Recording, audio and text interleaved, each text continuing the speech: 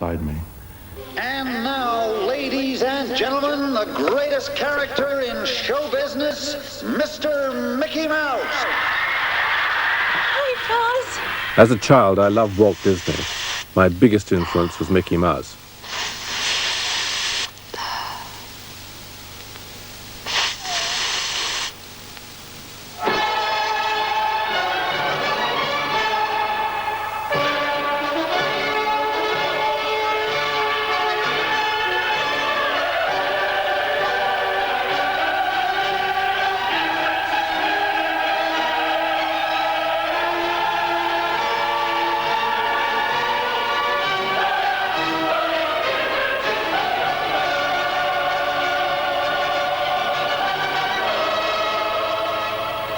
I remember a teacher at school saying to me, "I don't know what's the matter with you, Scarfe. You're always drawing disasters."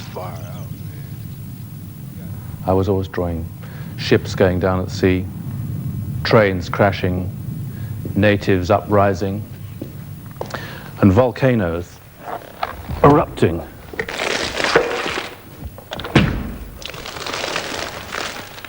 I had so many illnesses and I was away from school so often that when I got back, I frequently found they'd started some subject, like algebra, and I had no idea what they were talking about.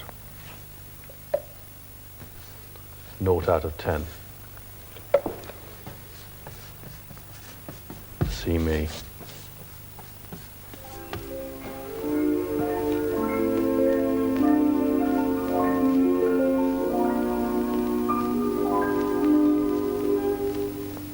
La mer qu'on voit danser le long des golfes clairs a des reflets d'argent, la mer. At the age of 16, I was sent to the French spa town of La Boubou in Auvergne. The water there had arsenic qualities and was supposed to be good for asthmatics.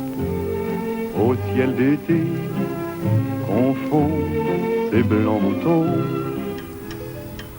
Votre asthme a abîmé vos poumons. Et puis vous avez un cœur très fragile. Alors, il vous faut faire attention. Ôtez votre chemise. Asseyez-vous. In a dark consulting room, behind heavy net curtains, an enormously fat and pompous French doctor sat me on a stool. He put the fear of God into me by telling me that I had a weak heart, that I needed cupping, and that on no account should I go out into the sunlight. Vous devrez vous soigner toujours. Il vous est absolument défendu de vous promener en plein soleil. Mettez-vous là. Cupping was the almost medieval French custom of burning the air out of glass jars and placing them on the skin. The flame burns out the oxygen and draws the flesh up into the jar. La mer qu'on voit danser le long des golfes clairs a des reflets d'argent, la mer, des reflets changeants sous la pluie. La mer au ciel d'été confond ces blancs moutons avec les anges si purs, la mer, bergère d'azur infinie. Voyez, près des étangs, ces grands roseaux mouillés. Voyez. So there I lay, glass jars all over my back, mounds of red flesh sucked up in them. Didn't do me any good at all. Doctor had said, "Don't go out in the sun." What did I do? Straight back to the hotel, lay on the balcony, in the sun. The thought of being far away from home released something in me, and I'm ashamed to say I robbed a small shop of some cakes. When I left school, my parents wanted me to go into banking, so I went for the medical. Luckily, I failed it. Must be the only person to fail a medical for a bank. All that was left open to me then was art. So, I started the long climb up the ladder of success. There was one other artist in the family, an uncle who ran an advertising studio at the Elephant and Castle in South London. He took me on, and I started work there. It was an old Dickensian building, and my first chore in the morning was to clean the artist's water pots, sweep the floor, make the morning tea, and to further my talent, make up the fire.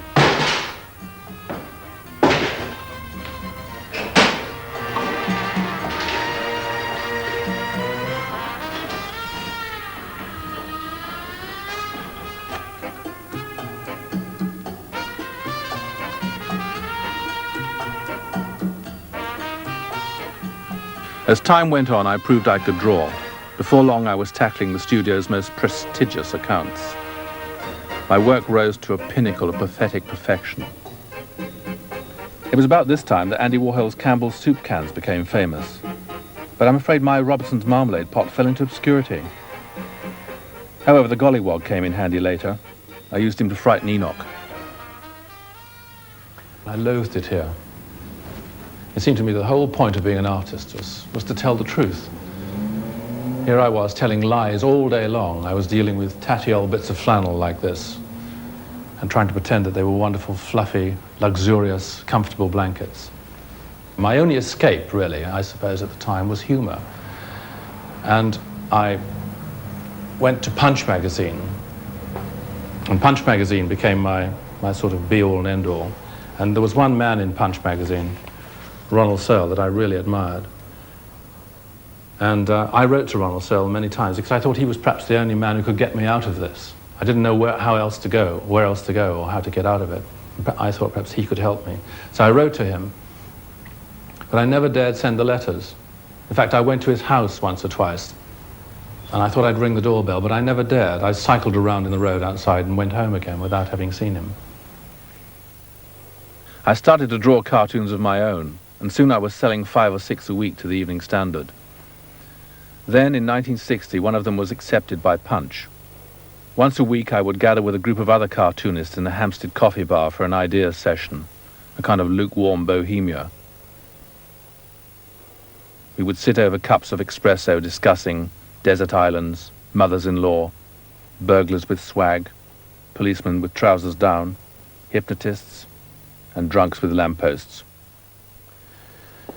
But I grew tired of Mr. Punch and his desert islands, his banana skins, and the darker side of my nature began to take over in the drawings.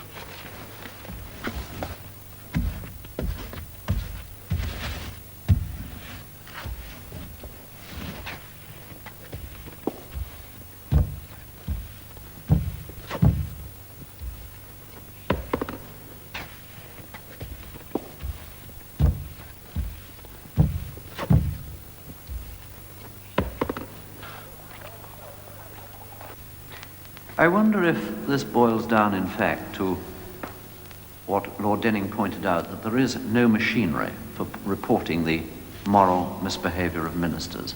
Do you think there should be? No. I've been in public life now for about 40 years. From time to time we've had these sort of problems arise. But there's no machinery, alas, for finding out whether a man is truthful or tells a lie, except common sense.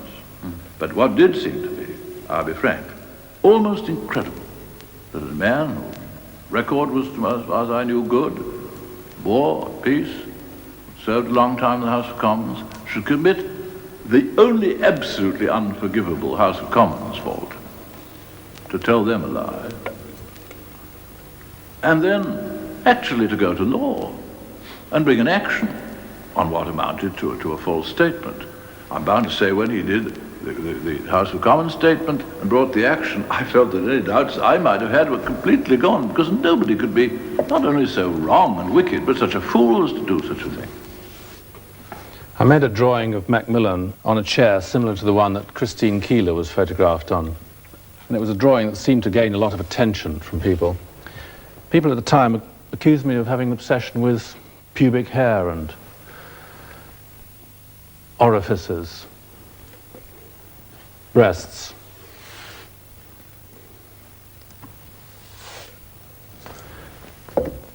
Quite unwarranted, I felt at the time.